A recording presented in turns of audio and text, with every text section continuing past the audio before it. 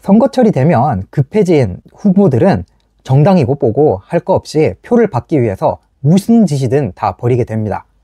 발등에 불이 떨어진 후보들은 자체적으로 부동산 공약을 내놓고 있어요. 격전지로 꼽히는 서울 중 성동을 선거구가 대표적인데요. 우선 기호 1번 박성준 민주당 후보는 1가구 1주택자 종합부동세 부과 기준을 현행 공시지가 12억 원에서 16억 원으로 완화하겠다는 공약을 냈습니다. 대단한 분이죠.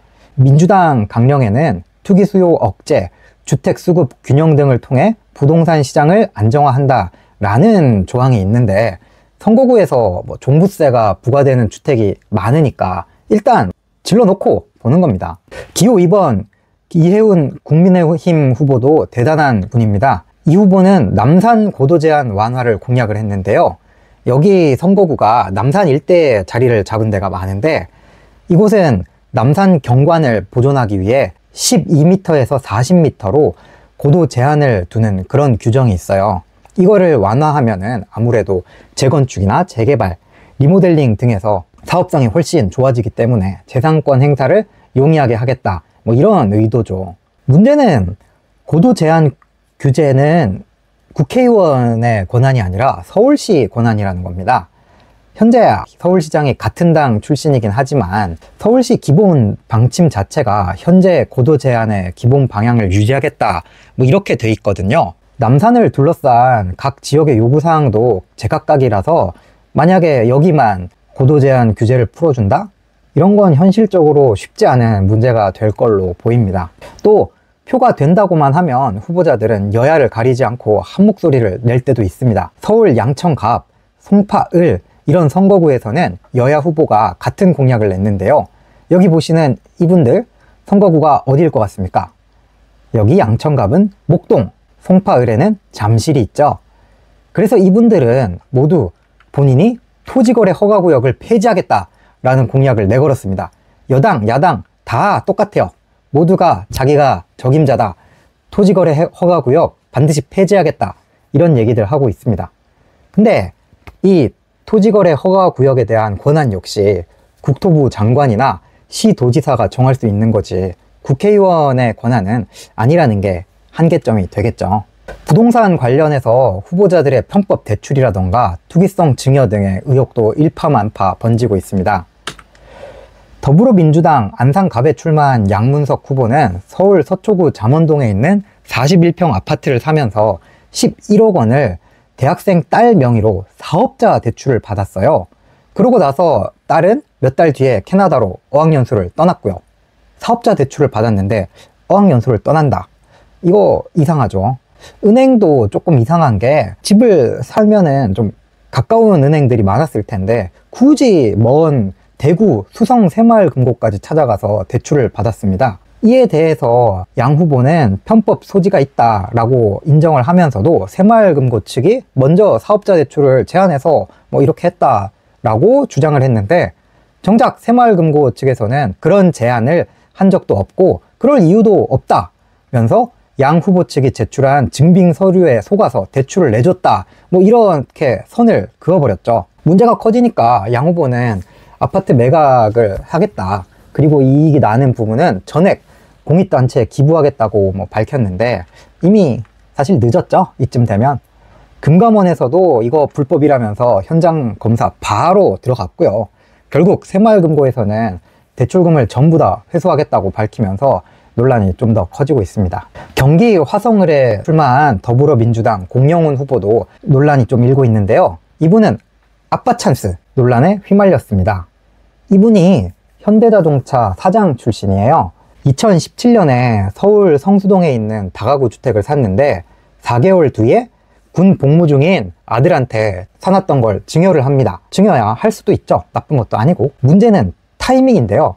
이 증여가 이뤄진 바로 다음 날 공후보가 있던 현대차 그룹의 계열사인 현대제철이랑 서울시 성동구 삼표산업이 이 성수동에 있던 레미콘 공장을 다른 곳으로 옮기겠다고 하는 초대형 특급 호재를 발표를 해버렸어요. 바로 증여가 이뤄진 다음 날. 당시 공후보는 현대차 그룹의 홍보실장으로 일하고 있었는데요. 저도 개인적으로는 현대차 출입 기자로 있어 봐서 좀 들려드릴 수 있는 얘기가 있단 말이죠. 현대차는 다른 기업들에 비해서 홍보실이 굉장히 센 곳이라고 할 수가 있습니다. 실제로 계열사 대표 자리나 주요 요직에는 현대차 출신 인사들이 자주 선임되기도 하는 등 그룹에서 계열사들에 대해서 굉장히 좀 이 그립을 강하게 가져가는 그런 기업이라고 할 수 있어요. 더군다나 공 후보는 현대차 총수인 정의선 회장을 지근거리에서 보좌를 할 정도로 신임을 두텁게 받았던 사람인 걸로 알려져 있거든요. 이 정도 위치에 있는 사람이 서울시랑 성동구 그리고 계열사, 그것도 핵심 계열사죠. 현대제철이면 이렇게 다 같이 합작을 해서 발표하는 초대형 특급 호재를 과연 몰랐을까? 본인은 뭐 우연의 일치다 이렇게 얘기를 하는데 당연히 의혹이 나올 만도 하죠. 여기서 끝이 아닙니다. 이분은 최근에 딸한테도 같은 지역에 있는 22억 원짜리 아파트 매입을 지원했다는 게 밝혀졌어요.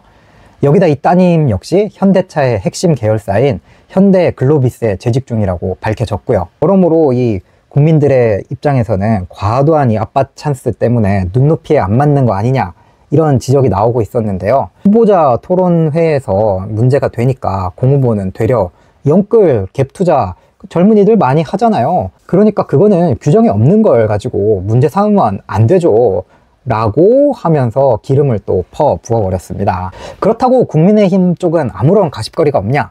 아닙니다. 서울 동작갑에 출마한 장진영 후보는 가족법인을 통한 양평 땅 투기 의혹에 휩싸였습니다.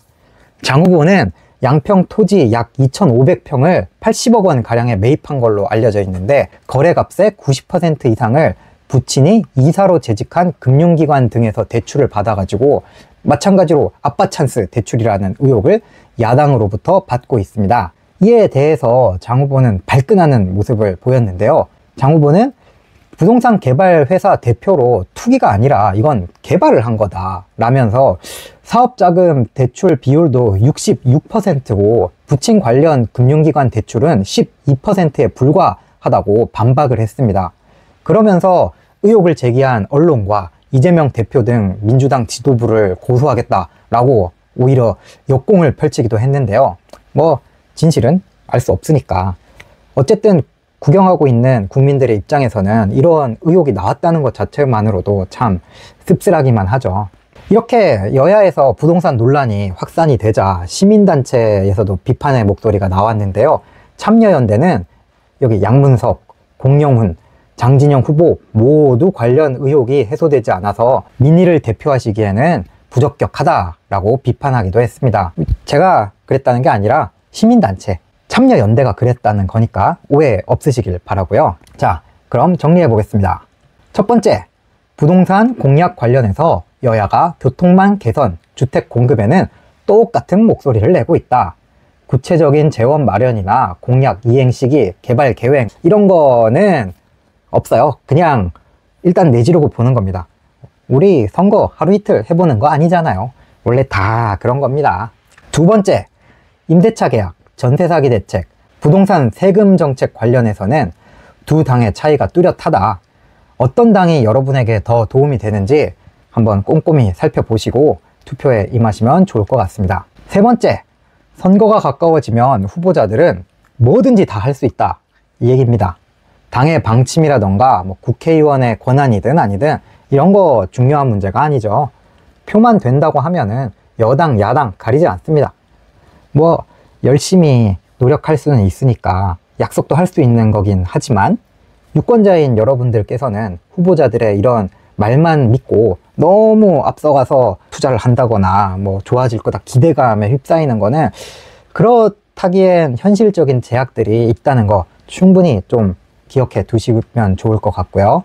네 번째, 나중에 내가 혹시나 국회의원이나 고위공직자를 해보고 싶다 하시는 분들은 부동산 투자를 할 때 좀 굉장히 보수적으로 하시는 게 좋습니다.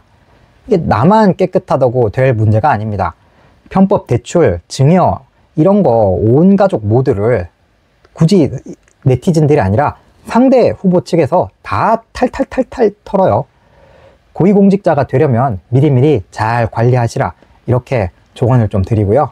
마지막으로 어떤 후보를 어떤 당을 지지하시든 다가오는 40 총선에서는 꼭 투표하시기를 강력히 당부드립니다. 마음에 드는 사람, 당이 없다고 하더라도 최선이 아닌 차악을 뽑는다, 이런 일념으로 당신이 가진 생각을 투표로 보여주세요. 제가 이번에 준비한 영상은 여기까지입니다. 이 영상이 도움이 되셨다면 구독과 좋아요로 응원해 주십시오. 영상을 만드는데 정말 큰 힘이 됩니다. 그럼 전 뉴스에선 전부 다 말해주지 않는 진짜 부동산 이야기를 들고 다음에 돌아오겠습니다. 다시 만날 때까지 모두 안녕!